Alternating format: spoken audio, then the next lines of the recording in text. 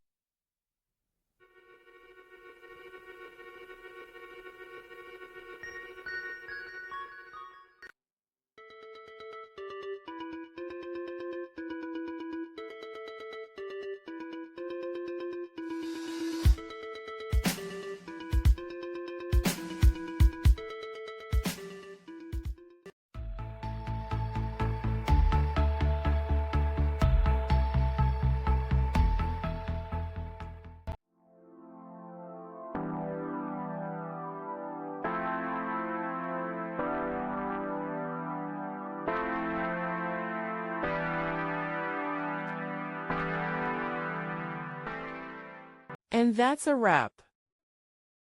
I hope you found the answer you were looking for. If you did, take a second to hit that subscribe button. It really helps out. And let me know in the comments which solution worked best for you.